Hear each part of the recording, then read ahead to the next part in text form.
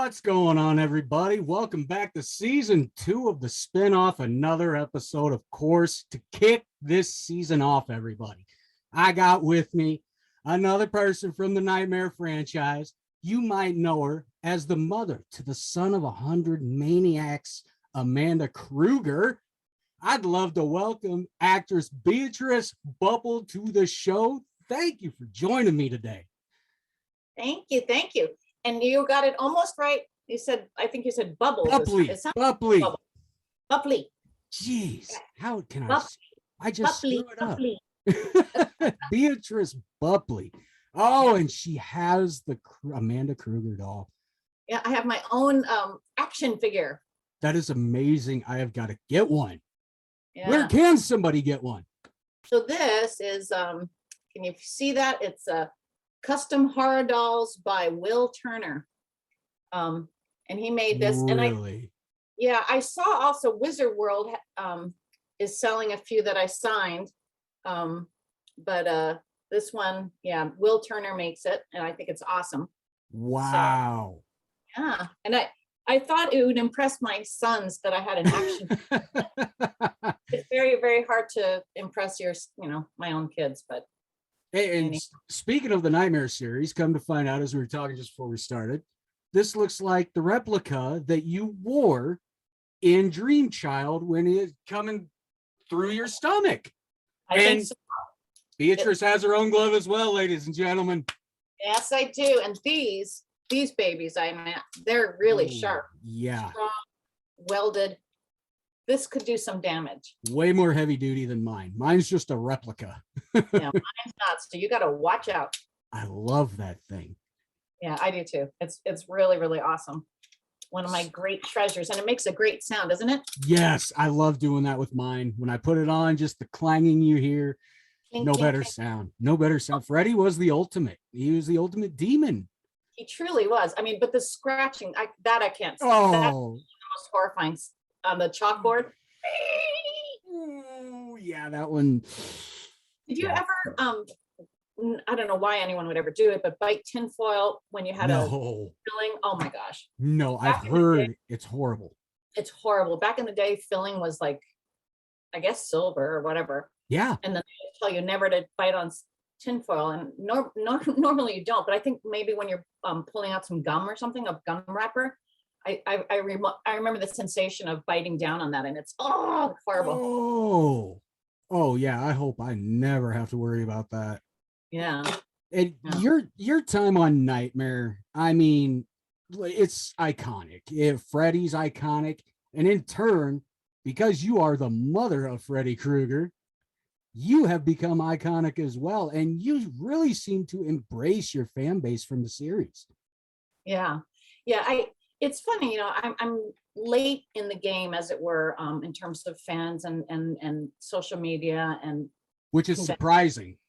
I honestly, I didn't know anything about it until we filmed Never Sleep Again. The producer director there found me somehow on Facebook and contacted me to do, the interview, which all of us were interviewed. Yep. And because I'm in New York, not many of us are on the East Coast. Most everybody else is on the West Coast. They had a small little room they set up to do those interviews. And I think it was Toy Newkirk that was there, from Elm Street 4, right? She was at 4. And she was the one that said, hey, how come I never see you at any of the cons? And I'm like, cons? I didn't know what she was talking about. About the whole convention scene. And I had honestly never had any awareness that they even existed, a whole world. So that kind of got me, into it. I went to a couple that year, I think. And then again, I never did again for years and years. But now I have a new rep, Peter Valderrama, with Silver Screen Appearances. And he's really on the go. He represents a ton of people, a lot from Nightmare on Elm Street 5, but also from all kinds of other franchises. And he thinks out of the box, and he gets us involved in a lot of different shows. So I've been getting to really meet fans, and also social media. Like, I just never really had time for Facebook. I put up an account, a page for fans, but I never really interacted much. But this year, this last September, my second son went off to college. So suddenly I'm an empty nester. And even though I do have a few other businesses going, I do have a huge chunk of time that used to be taken up with my kids, everything to do with my kids, PTA and Boy Scouts and sports and driving them here and there, you know. And now that I have this extra time, I started focusing on Facebook and started to get to know the fans. And, you know, honestly, I mean, to me, none of this would be happening if it wasn't for fans, yourself, you know, like this was a film that was done 32 years ago, Yeah. you know, the fact that it's living on, the fact that people still love and know all these characters and stuff is because of the fans, you know. So why wouldn't I spend time, you know, chatting with the fans and thanking the fans? It's what it's all about. It's keeping it alive. And I'm grateful and I love it. Now, do you ever get fans coming up to you at the cons reciting lines to you? And do you ever find yourself not remembering that exact line? No, I mean, at least lucky for me, you know, Amanda really wasn't a lot of lines. So, you know, probably maybe a dozen or so. And You said a lot with your face. That's for darn sure. yeah.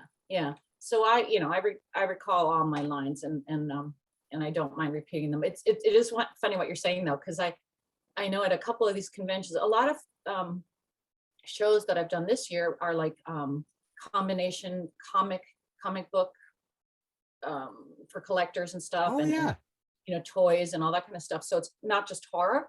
And there's one guy, I think, oh, I don't want to, I just have a bad memory. If I don't remember somebody's name, it's not because the person isn't important. It's just because I have a horrible memory. But there was some guy from some cartoon, and it wasn't one that I was familiar with. I think maybe that's why I don't know it. But I guess he had some line, like, you know, he was some superhero on some cartoon, and, you know, maybe his line was, "Hey ho," or something like that. Off we go.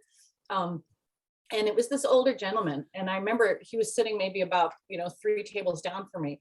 And I swear it was 2 days event. And during those 2 days, if he repeated it at least 100 times, fans would always make him say it. And you'd hear this poor guy going, "Hey ho, off we go." And then a few minutes later, "Hey ho, off we go." And he said it over and over relentlessly for all his fans. Very sweet, you know. And that makes me wonder if when Robert's approached at these cons, you know, they ever want him to say "Welcome to prime time, bitch" or anything like that. Oh, yeah. It's, you know, it's a sure. guarantee. And Right? bringing up Robert, I asked Ira the same thing. What was it like working with such an iconic character and a person like Robert Englund? Yeah. Well, for me, it was interesting. It was different than a lot of other people's experiences, especially on other films other than Five, because one of the things Robert's most known for, certainly by his fans, but also, you know, co-workers, is that, you know, he loves to talk. He's a very friendly, you know, talkative guy. And, you know, he kind of is talking people's ears off. And like I hear on, you know, stories that on set, you know, they'd always have to, like, you know, "Come on, Robert, we got to get you on set." He'd be chit-chatting away. And the same with fans. I mean, if you're next and you're talking to him, it's great. You love it because he spends time with you. But if you're far back in the line, you're like, "Come on," you know, and he's just chit-chatting away with everybody so long. I didn't have that experience on Five, but I think because Five was different than the other ones, in that it was done, first of all, we filmed it like right away, right after Four. They just that one out really, really fast. They didn't even have the script ready, you know, they were just kind of like going as they filmed. But also because of the fact that we had they had rented this huge warehouse, and they really created these amazing sets, big giant Gothic sets, you know, in this studio. And unlike other films where you do one scene at a time, they had a bunch of them going at once because of the time factor. Like they really were trying to turn this thing out, which was bad in some ways, you know, but in other ways, given the low budget and given the speed at which they did it, personally, I think they did an amazing job. You know, it gets criticized a lot, you know, there's Not a as lot much as part two, not as much as part two, that's for sure. Right. I But love Dream Child. Part two was for different reasons that they put it down, you know. Although now Mark has one of the biggest followings. I mean, people love Mark Patton, you know, now that the subject matter is like kind of out in the open, and, you know, people love it now. It's really number two. Now they get it. Now they get it. But at the time they didn't. And Five, was put down a lot by certain people, but in any case, but as far as Robert, what you're asking me, it was one of these situations where we would be filming one scene, and then the second he was done, they'd be yanking him off to the next set, and doing that scene, and then doing the next one. So he was running around a lot. There wasn't the same amount of time. Like normally you just have one set, you're doing one scene, the whole crew is working on that one scene, and you do take after take until you get it right, then change the lighting and get it from another angle. And, maybe in an entire day, you do maybe 2 scenes of a film. That's why films usually take so much longer, because you're doing everyone's perspective from, this angle, that angle, and you have to change the lighting, and you get those stand-ins to come in and adjust. There wasn't that kind of time. This was like boom, boom, boom. So we didn't have a lot of time. But also, that was one of the main things. So to be honest with you, and somebody had asked me this in an interview recently, and I can't recall. I honestly don't think I sat with him once where he wasn't in makeup. Like he was always ready. Yeah. I'm trying to think. Yeah, I don't think there was ever a time he wasn't in makeup that I was seeing him. And I wasn't in the makeup trailer ever for Elm Street 5 because Amanda didn't wear any makeup, The only thing that they had to do with me in terms of makeup was throw blood on me. But other than that, my face, she's a nun, so it was like this, there was no makeup. So I wasn't in the makeup truck, so I didn't see him that way. So from the first time I met him to each interaction we had, he was always in full makeup, which is a little, And you brought up the documentary Never Sleep Again. If you haven't seen it, anybody, you have got to, if you're a fan of this, because I've watched it 2 or 3 times, and it's 4.5, almost 5 hours long. It's worth the watch. And if I recall correctly, you guys talked about the scene you had to do where you got locked in there with the 100 maniacs.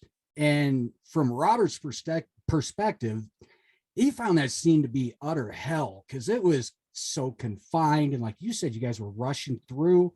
Yeah. Did you have a bad experience trying to film that scene at all? Well, to be honest with you, and this is something and I'm surprised how many fans have asked me about it, because usually fans know so much more than we do in terms of, because they've seen all of them and they watch all of them. And, and I'll be very honest, most of the actors, watch the one that they're in. Well, yeah. Maybe we see the other ones, but, we don't watch them over and over and over, so we don't tend to know the details as much as the fans do. But people have asked a lot about that. And if you recall, even though it's Amanda Krueger, it's Lisa. Oh my goodness, that's right. Alice is the one in there. Never me. And people don't seem to remember that, but it was from her dream, like whatever you want to call it, her nightmare being pulled into it. So I go saying I'm such a fan, and I completely spaced that out. I guess it's been so long since I've watched it. Like so many people have asked me that same thing, and I'm like, it's interesting that you asked me that, but if you look at it, it was Alice. In 5, it never really was Amanda. That part was pulled back, but it is confusing, because first it's Alice being pulled in, about to give birth, and then she flips back and looks and sees that it's Amanda. It's a very confusing thing for sure. And I love that picture you've got up on Facebook where it was you actually just changed it, I think yesterday or today, but it was you in the scene, close up of your face, giving birth to Freddie. I mean, what was it like to use that as your profile picture? Just like, screw it, here we go. Yeah, here we go, just screaming away. Well, I like that one because, it's like just full throttle pain and agony and angst. Any damage to the vocal cords that day? Yeah. Oh yeah. I screamed a lot. And the thing was, thank goodness he wasn't born with claws. He didn't have a glove. No. Could you imagine? I don't even want to think about it as a woman. Oh my God. I saw some cosplayer. Oh, that's so gross. Now I'm thinking of it. Now I'm hurting down there. Oh, hold on. Just imagination. But there's a cosplayer on Facebook. I saw her with she dressed as Amanda, and her belly's all ripped open. She has actually the claws coming out from down there. It's like, oh, come on, please. If you're a woman, how would you like it as a man if you, I don't know. Let's not go there. No. Swear. We shan't talk about the no swear. Oh. But I'm grateful that, speaking of all that grossness, that, when I take Freddie back in, that he doesn't come back in the way he came out. Yeah, he does go back in relatively in a simple way. Yes, yeah, kind of just melds into my belly. And you played that. So what was that? Because obviously that's a digital effect of his spirit going back in. What do they tell you to imagine as you do that motion, as you make that action? Right. So they describe that these spirits are coming towards me, and it's like they're going to be entering my body and then melding back into me. And Amanda at that point has, instructed Jacob, the kid, she instructs Jacob to release them now, release the power he has given you, unleash the power he has given you. And then, so I can visualize in my mind what's happening. And, and she's not surprised, like it's what she planned to do. This is how she's going to destroy her son, by pulling him back into her. And she's planned that she's going to then throw ourselves into the room of the 100 maniacs, where I guess we'd all be just torn to pieces, or relive whatever I went through. But anyway, so that was pretty, it was pretty easy, as an actor to kind of imagine this, because I also do yoga and Tai Chi. And so, I work with energy a lot. So the idea of energy flowing in and, seeping in was easy. I like that. The glove coming back out of me was the weird one, because, I apologize to anyone who's heard other interviews, because I've talked about this before, but nope, go right ahead. It was the one thing that I was really looking forward to, when I saw that in the script, that his glove was going to come out, because I was like, ooh, what kind of cool special effects are they going to do? Because I would watch them do so many really bizarre and cool things for these effects. And, it was fascinating to watch it. So I was just all excited thinking, what kind of, and I saw the little mechanical Freddy, which oh my gosh, I love that thing. There's a wealthy person out there who wants to buy me one. Never know. Yeah, you never know. Buy me one, and I'll sign you 10,000 things for free. But anyway, so what was I yammering about? Oh, so when I read in the script that his hand was going to come out, I'm thinking, what kind of cool mechanical thing will they do, or what effect? And as most of you know by now, it was me. They just give me the glove and tell me to fight with my own hand, and I was like, what? That just sounds like kindergarten, fight with my own hand. It just seems so anticlimactic, for me. But for a practical effect, it came out really well. That's for sure. Thank you. Yeah, I should have gotten double credit, right, for playing because that's actually that hand should be not mine. It's supposed to be Freddy. So I actually got to play Freddy Krueger now that I think of it. That is very true. Right? That is very true now. I played Freddy because it was him coming out of I was his hand model. That glove you have right there, right? Yep. Yeah. I love this thing. This thing was so worth getting. Yeah. I mean, it's just a prop replica, but the craftsmanship on it and everything, and sits nice and perfectly on Deadpool's head. Yeah, there you go. Right in his eye. He deserves it. He can be kind of an asshole, so he really deserves it. Now, look, I talked with Ira about doing part 3 Dream Warriors. The way people are killed off, they're so thought out. They almost all of them are iconic. Now, part 5 has one of the most iconic ones I've ever seen as far as effects, makeup, everything. And that was when Alice's boyfriend Dan was mended into the motorcycle. Now, were you on set when they were doing the makeup for all that? I do recall seeing some of that stuff on him. But obviously the scene itself, I wasn't there to see that. Dan's just such a ride though. I've had the fortune, we get to do quite a few shows together. So we share notes on all kinds of crazy things. But yeah, I loved watching how that came out. It was amazing. Wasn't it? Yeah. Just everything growing out of him. They filmed it back, they showed it backwards. If you ever get him talking, he'll tell you some. I'd love to have him on. He's another one that will I think we all will just yap and yap. Maybe it's just actors. Hey, if I could get everybody from Nightmare on Elm Street to join this show at some point, I would be on cloud 9, 10, and 11. All righty. Well, I'll let them know. They're all very accessible. I mean, Oh. the Five is a really close-knit family. I think each series has their own little group because they end up doing, you know, reunions together and such. Lisa Wilcox is and Danny are, you know, in a different situation where they're part of two families. Yeah. Although I think Lisa does a lot more with Four, and with Four they end up going with Robert a lot more because they're all LA based, and they had a lot more time to bond and such. And I think he liked it more. I mean, he enjoyed it more, Robert did, than he did Five. But you know, but we'll see. We're trying to get a reunion with everybody together soon because the fans never got a chance to get a real big Five reunion. We got together once, and we didn't have Whit joining us at the time. Oh no, Jacob. The dream child, Jacob. Yeah. But he's part of it. And Joe's hard to, Joe Seeley, who turns into the cartoon, he's harder to get a hold of. He did do one with us, one reunion, and he's represented by Peter as well. So hopefully we can get him on board for something. So we've got a few things in the works, but now, not to make you possibly spill any beans, but is there any chatter whatsoever about another Nightmare movie? There is chatter. Is there hope? Say there's chatter. Can there be hope? There can always be hope. I love it. I really do. Yeah, now, I know. You brought up Whit, who played Jacob.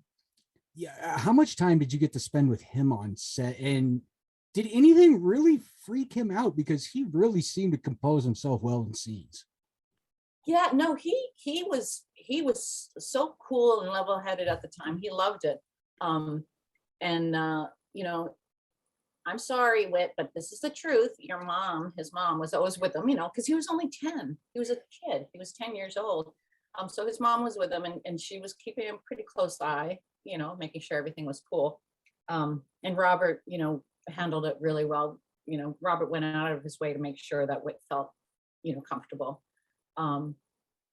But it's funny now, now that we're starting to do events together, you know, the first time I saw Whit, I think it was at the New Jersey Collectors Fest or something this spring. And it was his very first con, the very first any kind of event he had been to for Elm Street. And he would share with us how, you know, while we were filming and stuff, he always felt so left out because, you know, all the cool kids were like hanging out afterward, you know, we'd chit chat, and his mom would be like, come on, Whit, come over here with me, you know, and he'd be like, Mom, you know. So now, you know, now he's one of the gang. He's an adult. He's with us. So, and we're very, very happy to have him. You know. And has Whit pretty much just embraced that character as well when he's on these cons? Just, you know, he is Jacob. Yeah. Forever and ever, he's Jacob. He's forever and ever Jacob. And because he has such distinct eyes, you know, that sort of piercing looking eyes. Beautiful eyes. Yeah. Right.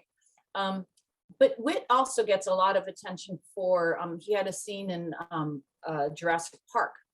That's correct. Yeah, holding the dinosaur claw. So when we're at events, if it's not a strictly horror convention, he'll get sometimes, you know, more fans coming for him in Jurassic Park. That's what they want him for, not even though, you know, I think it was only one scene as far as I recall, but yeah. You know, it was a funny scene, you know, and so he and then he also did other things too that a lot of people love, which is he voiced some character in a cartoon of Star Wars, I believe.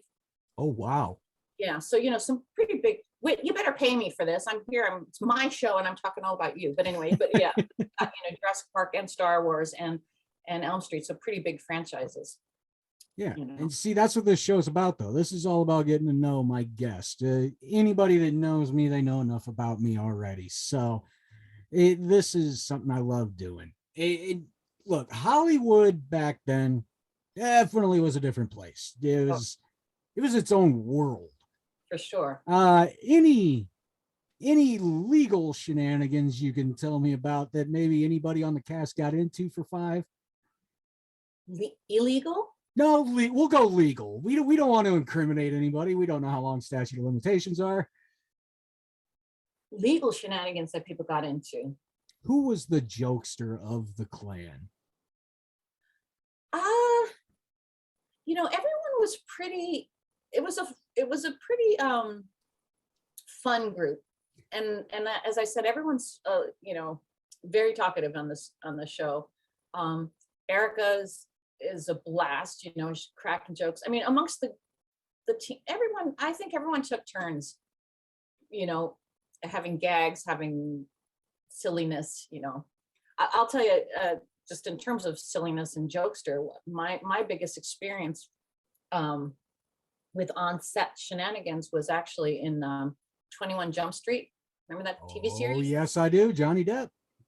And so I guest starred on one episode. So I'm playing this girl, Kelly Monroe, who, is in school. And I'm in the high school that I guess the bad guys are, like this kid that was involved in some kind of drug gambling scheme that Johnny Depp is having to try to uncover. So in any case, so he ends up coming into my class and he ends up on my team. I'm on a team of kids that are part of a debate, not really a debate club. Like we compete against other schools with knowing trivia and an academic club. Yeah, like an academic club. Okay. And we end up on a competition against some other school, and we win that, and then we keep winning because Johnny Depp, unbeknownst to us, is actually a grown-up, right? So he's smarter than us, so he can answer the questions, and then eventually we end up going so far that we're going to go on national TV, and that's where he's like, oh shit, he realizes that because he's an undercover cop, he can't have his face, so he loses us that one. But anyway, so I got to work with him for a week, doing all these scenes, and at the time, he was a back in the day there was like big magazines, Tiger Beat. Oh yeah, I remember that. Okay, so I mean you look a lot younger than me, but so Tiger Beat and what were those other ones? But anyway, all the teen magazines. I don't know what they have now, but I don't know if they even exist now. Yeah, I wonder if they do. But so he was like the cover of all these magazines, the dreamy, sex symbol, young teen heartthrob. Yep. And now those of us, watching him now, you can see whether you love him or not, he's a really, really creative actor. He really gets into characters and does crazy, wild, zany things. And he clearly isn't the lover, pretty boy type at all. Like he hates that. He is not, and so he was already not happy going in that direction. Like he didn't want to be the pretty boy on the cover of a magazine. He wanted to be a serious actor taking fun, crazy roles. And I think he also was kind of bored on the set because this was already season. I think my episode is in, I don't know, 4th or 5th year. I don't know how many years it went, but in any case, long story short, he was bored on set, and every time it would be my close-up, he would either say a joke or put a joke right in front of my face or do some kind of gag, which, if you're part of the regular crew and whatever, and you're doing it week after week, I'm sure it's a blast. It keeps things fun. It's great. It's whatever. But I was like, young, starting out actor. And this was one of my few, it wasn't my first gig, but it was one of my first big gigs on TV. And I want to do it right and remember my lines and, hold my place and do everything correctly. And I didn't have enough experience to be able to just go with a laugh and then get right back in character. So it was really frustrating for me. And I was like, stop it, stop it. Because, he would just, I'd be like ready to say my lines, I'm all ready, and they action. And then he, put some stupid little joke in front of my face and I, lose my concentration. But, so I ended up walking away from there, thinking, oh, what an asshole. But he really, in retrospect, he wasn't. He was having fun. He wasn't doing anything, that was just my opinion because I was too nervous, and honestly, I think I would have loved it now, if I was more experienced and felt comfortable on the set. But, God only knows what you might have done back to him. Right. I know, because I love playing pranks on people. I totally am a prankster. Every year, I've been married to my husband 25 years, and my mother-in-law 25 years. 25 years I've gotten her every April Fool's, and she's so prepared now. Like she is like she's not going to get me this year. She's not going to get me this year. And so I will do a mini prank so that to throw her off course. So she'll think I'm done pranking. And then my real prank comes just after that. I plan for weeks in advance. So I get her good. So yeah, you're right. Johnny Depp, I would have gotten you, boy. I just wasn't, No, there's still time. Don't worry. There's still time. Never know. There's still time. Another crazy jokester was Richard Dreyfuss, which I was so honored to work with. Stakeout, the movie Stakeout. Great person. Oh, Richard Dreyfuss is amazing. Yeah, and so kind, so generous, so giving. Really? So we were on Stakeout together, and but my scenes were all with Emilio Estevez, and Charlie Sheen's brother. So I play Emilio's wife. So we had these scenes in the bedroom, and it was funny because it was Touchstone's at the time. It was Touchstone Cinema, which was owned by Disney, and so when we were filming it, the director Roger Spottiswoode was like, "Remember, this is Disney." So, but he never told us how far to go in bed. So we're in the, I'm supposed, there's a scene I come in, I kiss him, and Richard Dreyfuss is supposed to be on the phone with Emilio. And while we're kissing, Emilio, or while I'm lying next to Emilio and Emilio's saying goodbye to Richard Dreyfuss, he goes, Richard Dreyfuss goes, "Kiss Carol for me," with my name Carol, and Emilio gives me a kiss. And over the phone, he ad-libs, he goes, "No, lower." Oh my God.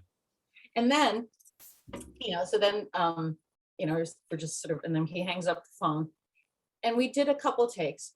And on the third take, we're in bed, Emilio and I, and this is one of the things that shows you the type of guy that Richard Dreyfuss is. So many times a big actor like him, Jaws and everything he'd done, he because he wasn't on screen that day, he was off camera. A lot of times they won't even show up. A big star won't even show up for off camera days. They'll just have somebody off set record, just say their lines, because he'll be coming back in to be the day that they're filming his side, he'll be there. But just for Emilio to have in his here, it could be just anyone, the assistant will sit there, or usually the continuity person who's got the script in front of them will say, "Kiss her lower," well, that line was ad-lib, but you know what I mean? But Richard actually showed up just to deliver all the lines, which was really, really sweet of him. Wow. So after we're filming for a little bit, suddenly I hear off, right from behind the camera, "Threesome!" And then Richard running into the set in front of the camera, jumps into bed and sandwiches me between him and Emilio and starts going, "Woo," pretending like, and I was like, "Woo!" I had Emilio Estevez on one side and Richard Dreyfuss on the other side, both kissing me. I'm like, "Oh my God, heaven." Anyway. That is an ultimate story. That's one I hope you have told anytime you have been interviewed. That needs to be told. It needs to be told, doesn't it? It was a great story. It was so much fun. All right. Last question here real quick. Yeah. We kind of talked about how Hollywood back in the 80s, 90s, it's kind of like the Wild Wild West. Now, what do you see is the biggest change from Hollywood in, we'll say, the late 80s to today? What is the biggest change you've seen? Well, hopefully, my hopeful change that I see is a lot more tolerance and a lot more, what's the word, diversity. And by that, not just racial, although that's huge, to show real America or to show real scenes, we're not just a bunch of freaking white people, the world's made up of, and America in particular is made up of Asians and Blacks and Hispanics and all those, non-white people have feelings and careers, and it's just being a lot more represented, which I really like. But also within that too, different types of body types are being represented. We're not everybody's skinny minis. I should post, there's pictures of me, when I was in college or whatever, there's, kind of looking like a Playboy bunny, I mean, now as an old lady, I'm able to look back and go, holy shit, I actually thought back then, which you never feel it when you are that age. But even at that point, like 50 pounds less than I am now, I would still have directors or producers go, kind of look you up in, the sexual way that they did in those days and go, well, if you lost a few pounds, and it's like, no wonder so many actors were anorexic and whatever. And now, there's a little bit more. I mean, they still, most everybody still, any lead role is generally speaking still, really pretty and really skinny, but we're seeing more and more actors that aren't that way, real people. Yep. Rebel Wilson, I think, she's great. I love watching her. I've never seen Pitch Perfect, but she did a rom-com with one of the Hemsworth brothers, not Thor, is the middle one, I think it was. And she was the lead role. She did amazing. Didn't she do great? Yeah. And then, well, we don't need to name, who, but yeah, there's other actors who aren't necessarily the Hollywood, norm, that's skinny little whatever. So there's hope for me again. No. I don't think we need to worry. I think we'll see you again in a starring role soon. I don't see why not. Well, now, I made the choice to walk away from it when I decided to have kids, and there were tons of reasons behind that, but mostly was, I wanted to devote myself to having my kids, because I didn't do it till I was very late in life. I'm going to be 60 in less than a month. You do not look it. Oh, thank you. It's because of yoga. Hey, it works. 60, so, if I waited that long to have kids, I wanted to be there full time, as a mom. And I did. I was PTA president. I was, I got totally involved in everything to do with my kids. So I didn't focus, I dropped acting. I think in the whole time my kids were growing up, I did maybe 2 or 3 local community theater because I had to do some acting. And I did a few student films, not under my own name. I don't want SAG to hear. No, I'm just kidding. I didn't get paid. It was just student films. But no, but yeah, but now I want to revisit that possibility. As long as it's friendly, though. I'm not going to go through bullshit. It's like, I don't want to sit around with a bunch of people, looking, and being nasty and telling me if I'm worthy or not for the role. It's like, if it works, great, have me. And if I don't fit the role, then don't have me. But, I just want to have fun. Yeah, you've been in the business long enough. I think they could cut the bullshit and just be candid with you. Just one-on-one, be serious, be real. Yeah, I think you've earned that. I think so. I hope so. Because, I didn't stick with it after, once I walked away from it, I walked away from it. But, I did have a pretty, as for an actor, I had a good resume before leaving the business. So hopefully they'll appreciate that. All right, Beatrice. Well, this will be the end of the show, but this is where I turn it over to my guest. I would love to let everybody know where they can find you on any social media, and at the same time, any charities or organizations that you support, feel free to plug those as well. The stage is yours, Beatrice.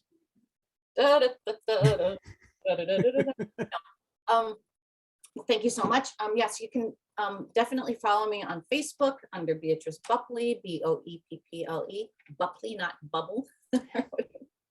No, most people pronounce it. No, nobody pronounces it right.